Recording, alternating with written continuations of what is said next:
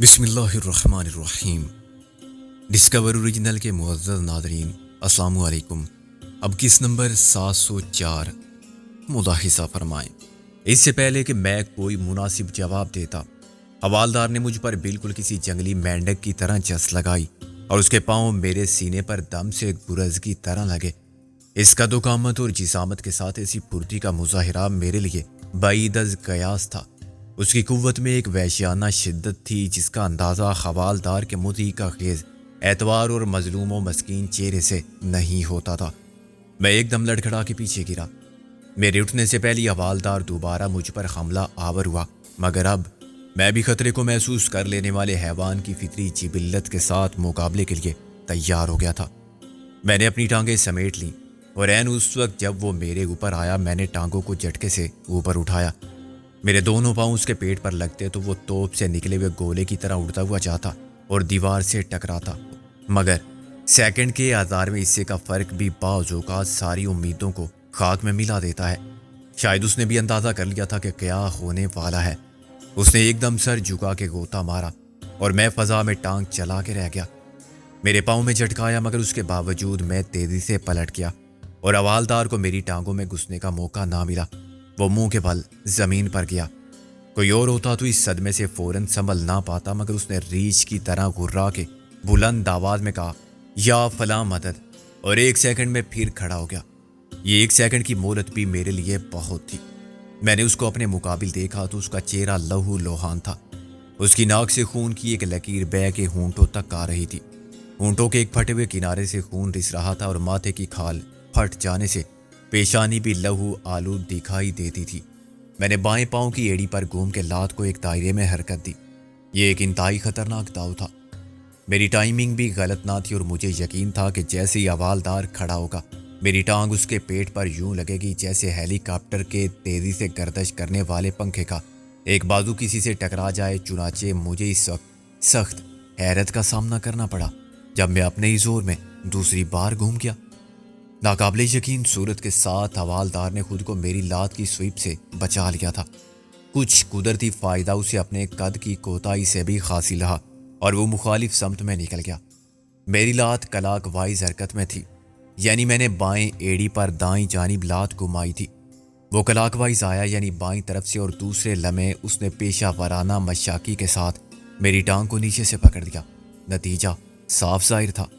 میں نے خود کو فضا میں زمین سے چند فٹ اوپر یوں گھومتا پایا جیسے رسی کے سرے پر بندھا ہوا پتھر۔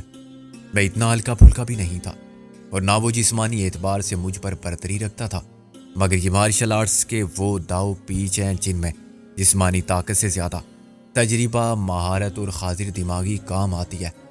میرا حریف، جسے میں نے صورت، شکل، قد و قامت اور اعتبار کے باعث جنگلی مینڈک کا خطاب دیا تھا، جوڈو ہی نہیں تائی کوانڈو بھی جانتا تھا، لیکن وہ مجھے دھوکہ دینے میں کامیاب رہا تھا۔ انتہائی احمق اور بے ضرر آنے والا شخص اتنا خطرناک تھا کہ مجھے اپنا انجام صاف نظر آنے لگا۔ مجھے معلوم تھا کہ وہ مختصر پستہ قامت اور بھاری بدن شخص زیادہ دیر مجھے اوپر اٹھا کے گردش میں نہیں رکھ سکتا۔ اس نے تو میرے وجود کی حرکت پذیری سے فائدہ اٹھاتے ہوئے ایک جھٹکا دے کر مجھے گھما دیا تھا، اور اب یہ بات یقینی تھی کہ توازن بگڑنے سے پہلے وہ مجھے چھوڑ دے گا۔ میں نیوٹن کے دوسرے قانون حرکت کے مطابق سیدھا اڑتا ہوا جاؤں گا اور دیوار سے ٹکرا کے وہیں ڈھیر ہو جاؤں گا۔ فنون حرب کی کسی کتاب میں اور کسی نصاب میں ایسا کوئی طریقہ درج نہ تھا جسے یاد کر کے میں اپنے حریف کی گرفت سے باحفاظت نکل سکتا یا اسے مجبور کر سکتا کہ وہ میرے پنجے کو نہ چھوڑے۔ میرے بازو خود بخود پھیل گئے تھے اور میں کسی گلائیڈر کی طرح پرواز کر رہا تھا۔ یہ سب 1-2 سیکنڈ کی بات تھی۔ حسب توقع اس نے میرے پنجے کو اپنی گرفت سے آزاد کیا تو میں دیوار سے متصادم ہونے کے لیے بڑھا۔ اپنی گردن کو ٹوٹنے سے بچانے کے لیے لاشعوری کوشش میں میرے ہاتھ خود بخود سر کے اوپر آ گئے اور میرا سر جھک گیا۔ اسی وقت وہ معجزہ رونما ہوا جس کی امید رکھنے کا خیال بھی مجھے نہیں آ سکتا تھا۔ اچانک مجھے یوں لگا جیسے میں کسی تنے ہوئے رسے سے ٹکرا گیا ہوں۔ میں دیوار سے ٹکراتا تو میری 2-4 پسلیاں ضرور ٹوٹ جاتی، مگر ایسا نہیں ہوا تھا۔ انسپیکٹر نے ہاتھ بڑھا کے مجھے روک لیا تھا۔ میں ایک جھٹکے سے رکا اور فرش پر گر گیا۔ یہ دوسرا حیران کن صدمہ تھا جس سے سنبھلنے میں مجھے کچھ وقت لگا۔ جب مجھے یقین آ گیا کہ میں بالکل خیریت سے زندہ سلامت زمین پر اتر چکا ہوں تو میں نے گرد و پیش پر نظر ڈالی۔ مجھے اس صدمے سے دو چار کرنے والا حوالدار کدو کچھ فاصلے پر کھڑا ہاتھ جاڑ رہا تھا اور اس کے ساتھی ہنس رہے تھے۔ ارے وارے کدو، یہ آواز انسپیکٹر کی تھی۔ انسپیکٹر مجھ پر پیر رکھے اور اپنے ریوالور کا رخ میری طرف کیے کھڑا ہوا تھا۔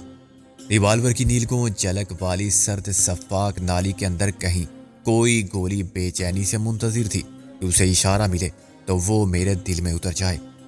جب فلیش چمکا تو مجھے یاد آیا کہ ایسی ہی چمک میں نے پہلے بھی 2-3 بار ضرور دیکھی تھی۔ پھر دلاور کے دھاڑنے کی آواز آئی۔ یہ کیا ہو رہا ہے؟ اس نے 20 درجن گالیاں بڑے خراٹے کے ساتھ دیں۔ کیا کہا تھا تم سے میں نے، ہیں جی؟ انسپیکٹر نے اپنا پاؤں ہٹا لیا اور اپنا ریوالور بھی جیب میں ڈال لیا۔ سر جی، اس نے ہمیں مجبور کر دیا۔ مجبور کر دیا؟ اور تم مجبور ہو گئے؟ دلاور نے حقارت کے ساتھ اس کا مذاق اڑاتے ہوئے کہا۔ بڑے افسوس کی بات ہے انسپیکٹر کہ تم اتنی آسانی سے مجبور ہو جاتے ہو۔ بڑے کمزور بندے ہو تم تو یار۔ آپ میری بات نہیں سمجھ رہے ہیں۔ انسپیکٹر مشتعل ہونے لگا۔ اچھا، تمہارے کہنے کا مطلب یہ ہے کہ میں بے وقوف اور کوڑ مغز بھی ہوں؟ خیر سے، دلاور بولا۔ میں خفت اور شرمساری کے جذبات سے مغلوب کھڑا تھا اور اس حوالدار سے نظریں چرا رہا تھا جس نے میرے غرور کو خود میری نظر میں عبرت آموز شکست سے دوچار کر دیا تھا۔ میں پولیس والوں سے اچھی طرح واقف تھا اور ماں سوا چند ایک کہ مجھے اس محکمے میں نیچے سے اوپر تک کاہل جاہل حرام خور اور بے ضمیر لوگ ہی ملے تھے۔ میں سوچ بھی نہیں سکتا تھا کہ حوالدار کدو جیسا شخص میرے سارے تصورات کو باطل کر دے گا۔ چھپے رستم تو مجھے پہلے بھی ملے تھے، مگر اس جنگلی مینڈک جیسے حوالدار کدو کہلانے والے با کمال اور ماہر فن شخص کا پولیس کی وردی میں نظر آنا میرے لیے ایک ناقابل یقین تجربہ تھا۔ اگرچہ وہ میرا دشمن تھا، مگر میں اس کا دل سے اعتراف کرنے پر مجبور ہو گیا کہ فن حرب میں اس کی واضح برتری کو تسلیم کروں۔ جب فائر کی آواز آئی اور حوالدار نے اچھل کے سینہ پکڑا اور میں نے اس کی دل خراش چیخ سنی تو میرا دل ایک لمحے کے لیے دھڑکنا بھول گیا۔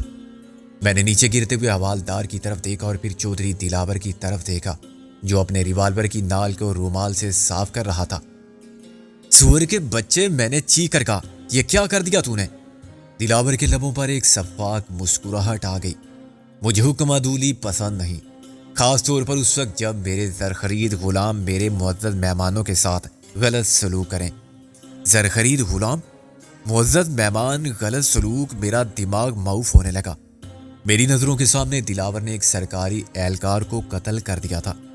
سرکاری اہلکار زرخرید بھی ہو سکتے ہیں، مگر ایک ایسی خطا پر جو خطا بھی نہیں تھی، قتل کی یہ شفاقانہ سزا بہت بڑا جرم تھی، قانونی طور پر بھی اور اخلاقی اعتبار سے بھی۔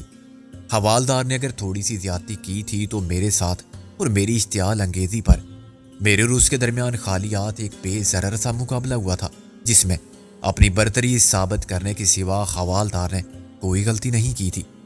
اب وہ میرے سامنے ایڑیاں رگڑ رہا تھا اور میں بہت دکھ کے ساتھ اسے مرتا دیکھ رہا تھا۔ پیشیمانی کا یہ احساس میرے ضمیر میں کانٹا بن کے اتر گیا تھا کہ اس خون کے داغ سے میرا دامن بھی داغ دار ہے۔ میں نے چلا کے انسپیکٹر کو گالی دی۔ بے غیرت ذلیل کتے، تم یہ سب کچھ سن کے اور دیکھ کے بھی کچھ نہیں کر رہے ہو؟ لعنت تم پر خدا کی، قتل تمہارے سامنے ہوا ہے، قتل تمہارے سامنے موجود ہے۔ تم نے یہ وردی پہن رکھی ہے جو تمہیں اختیار دیتی ہے کہ اسے پکڑ لو، ریوالور بھی ہے تمہارے پاس۔ چودھری دلاور نے ایک کہکا لگایا۔ جی چھڈو پرا اپنے سکندر اعظم صاحب، یہ ایسی تقریروں کا وقت نہیں ہے اور یہ تقریر کرنے کی جگہ بھی نہیں ہے۔ وہ کیا فرمایا جی اپنے علامہ صاحب نے، اللہ نے آج تک اس ملک کی حالت نہیں بدلی جس کو احساس نہ ہو اپنی حالت خود بدلنے کا۔ یہ تو اپنا ملک ایسا ہی ہے، تقریروں سے کچھ ہوتا تو کیا بات تھی۔ میں اکا بکا اس شخص کی صورت دیکھ رہا تھا جو اس قتل پر ذرا بھی پشیمانی محسوس نہیں کر رہا تھا، جسے ذرا بھی خوف نہیں تھا کہ قانون اس کو گرفت میں لے سکتا ہے۔ میں دکھ کے ساتھ اس قانون کے رکھوالے کو بھی دیکھ رہا تھا جس نے چند سکوں کے عوض اپنی وفاداری ہی نہیں خودداری بھی بیچ دی تھی۔ وہ سرکاری اہلکار نہیں رہا تھا، دلاور کا کتا ہو گیا تھا۔ اس نے اپنے ایک ماتحت کے قتل پر زبانی احتجاج تک نہیں کیا تھا۔ وہ خاموش کھڑا تھا اور دلاور کی فضول بکواس سن رہا تھا۔ اس کی اخلاقی ذلت پر مجھے اتنا ملال اور اشتعال تھا کہ میرے بس میں ہوتا تو مار مار کے اس کی ہڈیاں تک توڑ دیتا۔ اسے سریعام ننگا کر کے ذلیل کرتا اور اس کے گلے میں پٹا ڈال کے مجبور کرتا کہ کتے کی طرح بھونکے اور پھر قانون کے حوالے کر دیتا کہ اس کو سزا دے۔ اچانک دلاور کی آواز سن کے میں پھر ہوش میں آ گیا۔ اب وہ انسپیکٹر سے مخاطب تھا۔ میں نے تم سے کچھ پوچھا تھا اپنے تھانے دار صاحب، ہیں جی؟ آخر کس نے افسر بنایا تمہیں؟ کنٹرول ذرا بھی تمہیں نہیں کسی ماتحت پر، اور اتنے کمزور افسر کا کیا بھروسہ؟ کل کسی کے کہنے پر میرے خلاف کچھ کر بیٹھے۔ آپ کیسی باتیں کرتے ہیں سر جی؟ اوے سر جی کے بچے، جو میرے مہمانوں کے ساتھ ہوا کیا میرے ساتھ نہیں ہو سکتا؟ میرے حکم کی اگر اتنی اہمیت ہے تمہارے لیے تو پھر کیا فائدہ میرے بکواس کرنے کا؟ تم میں سے کوئی بھی مجھ پر ریوالور نکال سکتا ہے۔ انسپیکٹر نے کچھ کہنے کے لیے منہ کھولا تھا مگر اچانک اس کے چہرے کا تاثر بدل گیا۔ وہ چلانے لگا، چودھری صاحب خدا کے لیے ایسا مت کرے، مجھے معاف کر دیں۔ میں نے دلاور کی طرف دیکھا اور پھر انجام کی پرواہ کیے بغیر میں نے اس پر ایک جست لگائی، مگر مجھے بہت دیر ہو گئی۔ اتنی سرد موری اور بے نیازی کے ساتھ دلاور نے انسپیکٹر کو بھی شوٹ کر دیا تھا۔ میں خوف سے اپنی جگہ منجمد ہو گیا۔ کسی نادیدہ قوت نے میرے قدم روکے تھے، مجھے خبردار کر دیا تھا کہ اس شخص کے ریوالور کا رخ میری جانب ہو گیا تو باقی گولیاں میرے سینے میں اتر جائیں گی اور اتنی ہی بے بسی کے ساتھ میں بھی مر جاؤں گا جیسے پولیس کا ایک حوالدار اور ایک انسپیکٹر مر گئے تھے۔ کسی بھی قانون کی طاقت دلاور کو گزین نہیں پہنچا سکے گی۔ اس کی طاقت کے مقابلے میں قانون بے بس نہ ہوتا تو کیا اتنی آسانی سے اور اتنے سکون کے ساتھ وہ دو قتل کر کے مسکرا سکتا تھا؟ اچانک مجھ پر بزدلی غالب آ گئی۔ مجھے خیال آ گیا رابعہ کا، کاجل کا، غالب اور نازو کا، اب ان سب کا جو میرے ساتھی تھے، دوست، عزیز و اقارب اور زندگی کے رفیق و ہم سفر تھے، جن کے بغیر میرے لیے اپنی زندگی کا مفہوم کچھ بھی نہ تھا۔ ان سب کا پتہ صرف دلاور سے حاصل ہو سکتا تھا۔ میں ان سے پھر مل سکتا تھا مگر اس کے لیے شرط اول یہ تھی کہ میں زندہ رہوں۔ وہ میرے لیے عجیب تبدیلی کا لمحہ تھا جب میں نے زندگی کی چاہت کو محسوس کیا اور یہ چاہا کہ میں اپنی جد و جہد کا رخ زندگی کے راستوں کی طرف رکھوں۔ مر کے تو میں سب کچھ گنوا دوں گا۔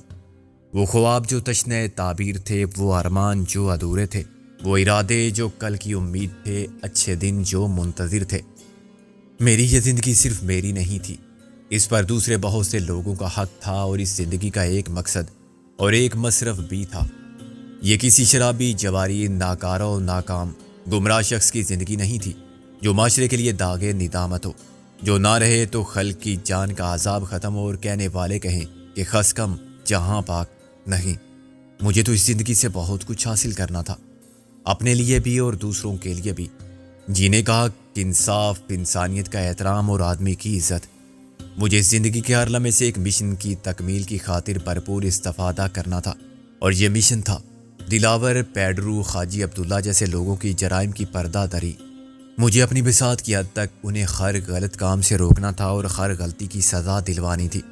ان سے اپنے اور دوسروں کے غصب شدہ حقوق حاصل کرنے تھے۔ مجھے اپنے والد کے قاتلوں کو تختہ دار تک پہنچانا تھا اور وزیر خان ٹرسٹ ہاسپٹل کا کنٹرول حاصل کرنا تھا۔ مجھے اجڑے گھر بسانے تھے اور بچھڑ جانے والوں کو تلاش کرنا تھا۔ لیکن یہ سب کچھ کرنے کے لیے مجھے طاقت سے زیادہ اپنی عقل پر انحصار کی ضرورت تھی۔ یہ تسلیم کر لینا ضروری تھا کہ بدلے ہوئے حالات میں دلاور کا مقابلہ بندوق کی گولی یا دولت کی طاقت سے نہیں کیا جا سکتا۔ وہ پہلے بھی کمزور حریف نہیں تھا مگر اب تو پہلے سے زیادہ طاقتور ہو گیا تھا۔ اس کے مادی وسائل، اس کا اثر و رسوخ، اس کی قوت خرید، اس کی بدماشی کا دائرہ، اس کی دولت کی زنجیر سے بندھے ہوئے شکاری کتے، ان سب کا مقابلہ ہم جذبات کے اندھے پن کے ساتھ نہیں کر سکتے تھے۔ اگر میں سینہ تان کے اس کو للکارتا کہ ہمت ہے تو مجھے گولی مار کے دکھاؤ دلاور، تو وہ کہتا، اچھا جی اپنے سکندر صاحب، آپ کہتے ہو تو پھر ٹھیک ہے۔ اسے بہادری نہیں کہا جا سکتا۔ ایسی عقل کی جذباتی کمزوری ہی آدمی کو ذہنی مریض بنا دیتی ہے۔ بات تو تب ہے آدمی اپنے دشمن کو ذہنی و جذباتی طور پر اتنا زج کر دے کہ وہ خودکشی کر لے۔ میں کہہ سکتا ہوں کہ اس وقت میں ایک قدم آگے بڑھاتا تو زندگی کی سرحد عبور کر جاتا۔ کسی تذبذب کے بغیر دلاور مجھے شوٹ کر دیتا اور میرے جسم میں ہونے والے ایک سوراخ سے میرا خون ہی نہیں، میرے مستقبل کے سارے ارادے بھی خاک میں مل جاتے۔ میں کسی گمنام قبر میں جا لیٹتا اپنے والد کی طرح۔ دلاور ایسی اپنی دلاوری کے دعوے کے ساتھ زندہ رہتا اور زمین پر غرور و نخوت سے گردن اکڑ کے چلتا۔ محسن اور غالب دنیا سے پوچھتے پھرتے کہ کوئی تو بتا دو سکندر کہاں گیا۔ جو ہمیں تلاش کرنے نکلا تھا؟ کیا وہ دیوانہ مر گیا؟ آخر کو ویرانے پہ کیا گزری؟ بس وہی ایک لمحہ تھا جس نے مجھے بہت کچھ سوچنے پر مجبور کر دیا۔ میں نے ٹھنڈے دل و دماغ کے ساتھ دلاور سے مذاکرات اور گفت و شنید کی اہمیت کو تسلیم کیا اور یہ طے کیا کہ طاقت کے توازن کو نئی بنیادوں پر استوار ہونا چاہیے۔ اگر دلاور اینڈ کمپنی کے پاس دولت کی طاقت ہے تو دوسری طرف ہم ذہانت کی دولت سے مالا مال ہیں۔ منافقت کا مقابلہ سیاست سے کیا جائے، مصلحت اور مصالحت کے ساتھ حالات کے نشیب و فراز پر نظر رکھی جائے اور اپنی حکمت عملی کو دشمن کی فطرت کے کمزور پہلو دیکھ کر مرتب کیا جائے تو بازی پلٹ سکتی ہے۔ حالات بدل چکے تھے، وقت کے تقاضے کچھ اور تھے، دشمنی کا مفہوم بدل گیا تھا، دوستی اور دشمنی کی قدریں بدل رہی تھیں۔ چنانچہ ضروری تھا کہ ہم بھی اپنے لائے عمل پر نظر ثانی کریں۔ اگر دلاور نے میری طرف دوستی کا ہاتھ بڑھایا ہے تو اس کی منافقت کو سمجھتے ہوئے بھی میں اس کا ہاتھ نہ جھٹکوں۔ میں سکندر رہتے ہوئے بھی دلاور کا انداز نظر اختیار کر لوں۔ دشمن کے قلعے میں داخل ہونے کے لیے ضروری ہے کہ قلعے کے اندر کا نقشہ معلوم ہو، دلاور کیا سوچتا ہے، کیا کرتا ہے۔ یہ جاننے کے لیے ضروری ہے کہ میں دلاور کے ذہن تک اسی طرح رسائی حاصل کروں جیسے دشمن کا جاسوس ملک کے اہم رازوں تک رسائی کے لیے ہر ممکن ذہنی و جسمانی صلاحیت کا استعمال کرتا ہے۔ بظاہر میں 4 افراد پر مشتمل پولیس پارٹی پر نظر جمائے کھڑا تھا، جن میں سیادے اپنی وردی کے تمام اختیارات، اپنا ایمان اور ضمیر سب کچھ دلاور کی دولت کے عوض گروی رکھنے کے باوجود جان بھی گنوا بیٹھے تھے۔ جو باقی بچے وہ ماتحت تھے اور پھٹی پھٹی آنکھوں سے اپنے افسران کی لاشوں کو دیکھ رہے تھے، یا پھر دلاور کے ہاتھ میں نظر آنے والی اس فولادی کھلونے کو گور رہے تھے جس سے برآمد ہونے والی 2 تولے کی گولی انہیں بھی جیتے جاگتے انسان میں ایک روح کو ختم کر کے لاوارث لاش میں تبدیل کر سکتی تھی۔ قدرتی طور پر ان کے ذہن میں یہ سوال ہوگا کہ کیا اب ان کی باری آنے والی ہے؟ کیا چودھری دلاور صاحب آج تک جو فیاض اور سخی انداتا کے روپ میں دکھائی دیتے تھے، اچانک فرشتے اجل بن کے ان کی جان لیں گے؟ وہ جو ہر خدمت، ہر سلام پر نوٹ ہی نوٹ پھینکتے تھے، زندگی جیسی انمول نعمت کو بے دام چھین لیں گے؟ اس نئی آبادی میں کوٹھیاں ایک دوسرے سے فاصلے پر تھیں اور یوں بھی کہیں سے سنائی دینے والی فائر کی آواز یہاں کسی کو چونکاتی نہیں تھی۔ یہ روز کا معمول تھا۔ اگر کسی نے اپنے دشمن کو ٹھکانے لگا دیا تو اچھا کیا، اگر کسی نے خوشی کا اظہار کرتے ہوئے ہوائی فائر کیے تو ٹھیک کیا، اور محض نشانے بازی یا اپنے اسلحے کی کارکردگی کو چیک کیا تب بھی غلط نہیں کیا۔ ہاؤ جی اپنے سکندر صاحب، چودھری دلاور نے بڑے بے تکلف دوستانہ انداز میں خوش دلی سے کہا، مر گئے مردود، ان کی فاتحہ نہ درود۔ ان کا غم مت کرو ہیں جی، کام کرنے والے بندے تھے، کام آ گئے۔ جیسے یہ ریوالور کام کی چیز ہے، گولیاں تو اس میں خرچ ہوتی ہیں نا جی، اور ایسی کون سی چیز مہنگی ہوتی ہے؟ ان لوگوں کی جان جو خود بیچتے پھرتے ہیں اور خرید لیں گے، بہت بکاؤ مال ہے بازار میں۔ میں نے خود پر قابو پا کے بڑی مشکل سے کہا، مگر چودھری صاحب، میرے لہجے کی تبدیلی کو دلاور نے فوراً نوٹ کر لیا۔ اپنے سکندر صاحب، یہ 2 ٹکے میں بکنے والے لوگ ایسے ہی انجام کے مستحق ہوتے ہیں۔ میں نے انہیں بار بار سمجھایا تھا کہ تم جس بندے کو لینے جا رہے ہو وہ کوئی 10 نمبر نہیں ہے، وہ معمولی آدمی بھی نہیں ہے، عزت دار ہے اور بڑا آدمی ہے۔ میں نے کہا، میں سمجھا نہیں دلاور، آخر کیا مجبوری ہے تمہاری کہ تم میرے منہ پر ایسی باتیں کر رہے ہو؟ سب سمجھ جاؤ گے بادشاہو، وہ خوش دلی سے بولا۔ وقت بڑا ظالم استاد ہے، اس نے چودھری دلاور کو بہت کچھ سمجھا دیا ہے، سارے کس بل نکال دیے ہیں جی۔ شاید تم بھی سمجھ لو گے کہ تم نے دلاور کو سمجھنے میں غلطی کی یا بہت دیر کی، ورنہ یہ سب کچھ نہ ہوتا۔ جو کل تھا وہ آج نہیں ہے۔ میں نے کہا، سوائے اس کے کہ ہم کل بھی دشمن تھے، آج بھی ہیں اور کل بھی رہیں گے، مگر یہ ٹھیک ہے کہ بڑے آدمی چھوٹی چھوٹی باتوں پر دشمنی کو تماشا نہیں بناتے۔ میں نے تمہیں ہمیشہ ایک بڑا اور بہادر دشمن تسلیم کیا ہے، مجھے امید ہے تم نے مجھے دھوکے سے ہلاک کرنے کے لیے اغوا نہیں کیا ہوگا، ورنہ تم جانتے ہو خود تمہارا انجام کیا ہوگا۔ دلاور میری بات پر خوش ہوا۔ میں نہیں چاہتا تھا کہ اس کو میرے خیالات میں تبدیلی اس حد تک نمایاں نظر آئے کہ وہ شک میں مبتلا ہو جائے یا غلط فہمی میں کہ میں ڈر گیا ہوں۔ چلو اوئے تم دونوں، ایسے ہی شکلیں بنا کے مت کھڑے رہو۔ چودھری دلاور نے اپنی جیب سے 100 کے نوٹوں کی ایک گڈی نکال کے ان کی طرف اچھال دی۔ 10,000 روپے 2 لاشوں کے درمیان گرے۔ کیا یہ کم ہے؟ چلو یہ لو۔ اس نے دوسری گڈی بھی پھینک دی۔ فٹافٹ اپنا کام شروع کر دو، کام پتہ ہے نا، ایک تو اپنا منہ بند رکھنا ہے، سمجھے؟ تم نے کچھ نہیں دیکھا اور کچھ نہیں سنا، کچھ کہا بھی نہیں، رات کو پھر ڈیوٹی پر حاضر ہو جانا ہے، کوئی بھی تم سے سوال نہیں کرے گا۔ دوسرا کام ہے ان بندوں کو غائب کرنا۔ ادھر پیچھے کچا کنواں ہے، اس میں ڈال کے مٹی بھر دو، مٹی بھی ہے وہیں اور سب سامان بھی مل جائے گا۔ زمین برابر کر کے گھر جاؤ، یا چاہو تو پہلے نہا دھو لو ادھر ہی۔ دوسری گڈی حوالدار کی لاش پر گری تھی۔ میں نے ایک سپاہی کو آگے بڑھ کر 10,000 کے نوٹ اٹھاتے دیکھا۔ مجھے اس کے چہرے پر عجیب سی غیر انسانی خوشی اور کمینگی نظر آئی۔ پھر دوسرا سپاہی آگے بڑھا اور اس نے جھپٹ کے 10,000 روپے اٹھائے۔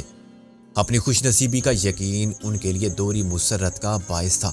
وہ زندہ تھے اور انہیں توقع سے کہیں زیادہ مل گیا تھا۔ شاید یہی رقم ان کے افسران تقسیم کرتے تو 3/4 خود رکھتے اور انہیں 1/4 ملتا۔ وہ ہوس کے مارے ہوئے کمینہ خصلت اور ضمیر فروش لوگ تھے، ورنہ دلاور کے زر خرید کیوں ہوتے؟ انہیں کوئی دکھ نہ تھا کہ دو انسان جو کچھ دیر پہلے ان کے ساتھ تھے اور انہیں جیسے تھے، اب مردہ جسم ہے، جن کا ٹھکانہ وہی زمین ہے جو ازل سے اپنی بھوک مٹانے کے لیے لاشوں کو نگلتی جا رہی ہے، مگر پھر بھی بھوکی ہے۔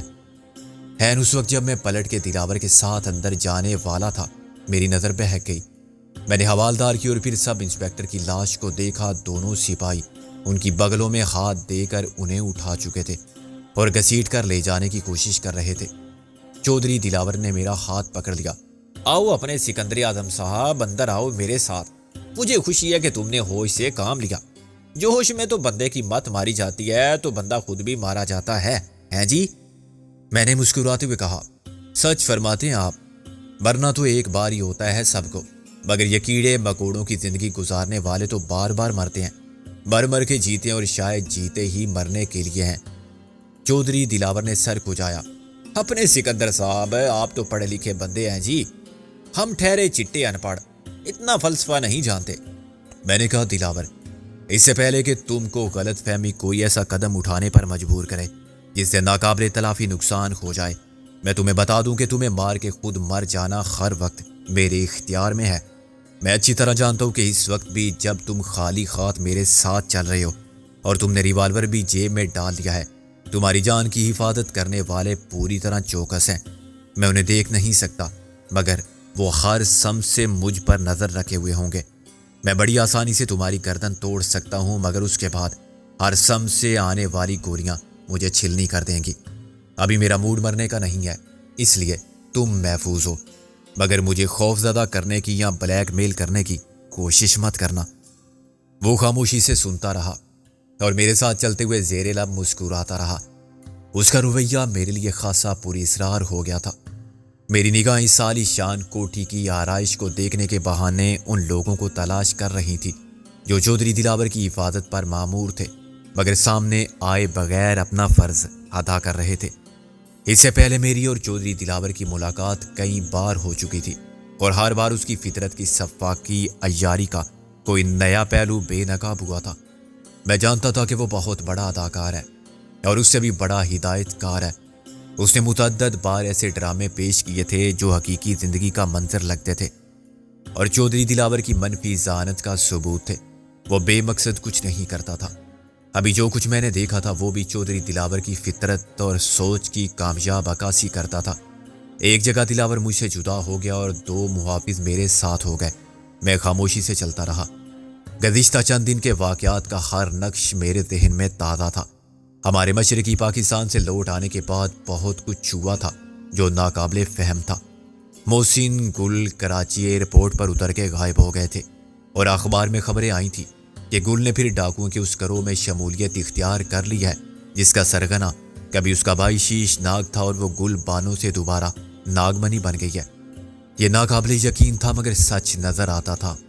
غالب کو نازو کے ساتھ ہی CMH سے اغوا کر لیا گیا تھا اور ابھی تک ان کا کہیں بھی سراغ نہیں ملا تھا۔ پیڈرو مسلسل ہمارے تعاقب میں تھا اور اس نے ہمیں ہراساں رکھنے کی پالیسی کے تحت پہلے آفریدی کی گاڑی کو بم سے اڑایا، پھر ریسٹ ہاؤس میں دھماکہ کر دیا۔ بظاہر اس کا مقصد ہمیں ختم کرنا تھا مگر در حقیقت ایسا نہیں تھا۔